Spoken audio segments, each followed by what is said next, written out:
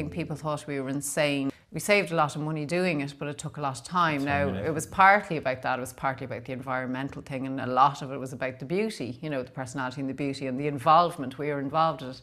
It's a bit like there's the slow food movement, and this is like the slow build movement, and it's kind of getting back to a time where things aren't instant and off the shelf, and it got very like that in Ireland, I think, in the last 10 years, and obviously things are changing now, and you know, in some aspects it's not necessarily a bad thing. It's going great. Bedroom window.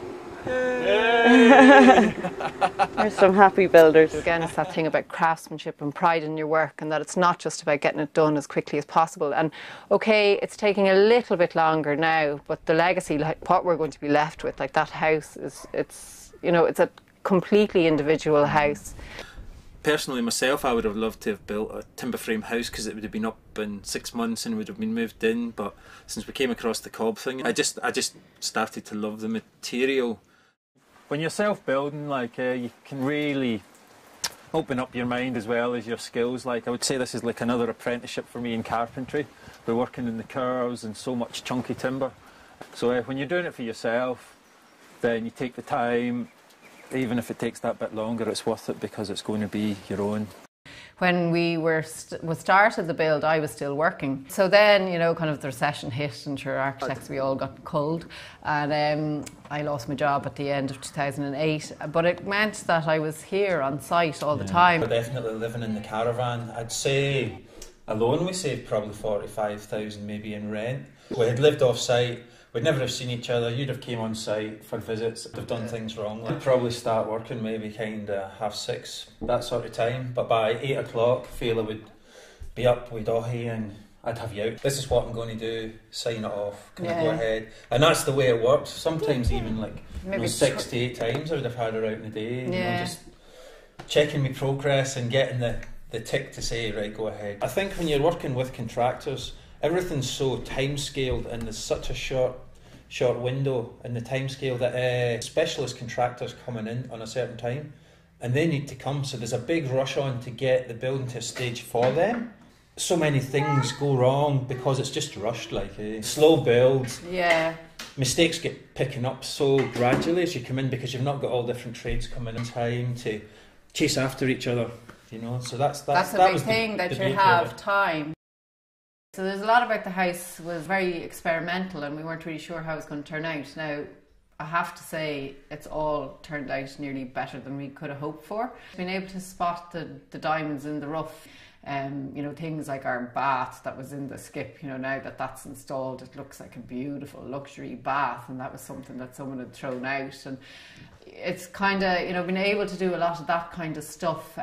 You weren't 100% sure how it was going to turn out. Like, we kind of had a vision for it, and we knew it would be more beautiful than it looked in the state we found it, but it really has, you know, kind of proven to have worked out amazingly well, and the house just has so much character for it, and there's so many things of beauty in the house that, you know, if we'd gone down the traditional route and bought them off the shelf or bought them from IKEA, there's no way the house would have ended up looking the way it does. Definitely is a cost-saving exercise. I wouldn't actually diss IKEA at all, but I think because the house is so unusual, you could have things in this house off the shelf and they would work quite well because the rest of the house is so unusual. You know, I think it's kind of sad when everybody's house is the same, you know, they're all kind of uniform, everyone has the same couch, the same coffee table and the same kitchen. And I think the way we've built our house, we've proved that if you have a bit of foresight and a bit of imagination, that you can build it just as cheaply. It might take a bit longer, but you end up with this very individual house. And I think it's really important that your personality is reflected in your home. Like, why should your house look the same as everybody else's house? By building slowly, we were even able to do things like Colin working in the room upstairs all the time, in the large living room upstairs, kind of saw how amazing the sunlight was coming through that sunset window and into the stairwell. And then we knew when we erected that wall, we were going to lose that light. And so he had the idea of putting in the glass blocks. But even because we were living on site, as we were building the place, like after dinner, for example, in the evening, I'd go back over and maybe chill out with my cup of tea, like, and just wander around at all times of the day, and you get to see the way the light come in at certain times of years, and then put things inside to suit that, or create little bench seats, you know, in the areas where you get lovely winter sun, for example.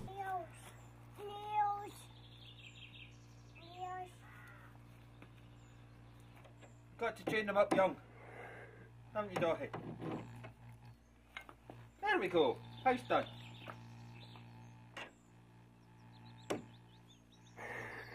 But having a vision is really important, and kind of having the courage to stick to that vision kind of as you're going through it. That round wall's the conservatory bit. The bedrooms. I could always see this house as we were building it, and that's one thing I enjoyed as it was getting more built, because I used to find myself walking around, you know, kind of piles of rubble and half-built wall, like mud walls, and saying, and this is where the kitchen's going to be in. Well, you can't walk through there, you're walking through a wall, you have to walk around here, and I could see it. It was almost like it was an invisible mould, and that finally we were starting to fill the invisible mould, and it was just really nice. Like, as it got more built, it's great that people could finally see what I could see. But I think you managed to make that work by making the model and then making even people and dogs and chairs to scale size within the model, and you actually used that model to make sure the spaces did work.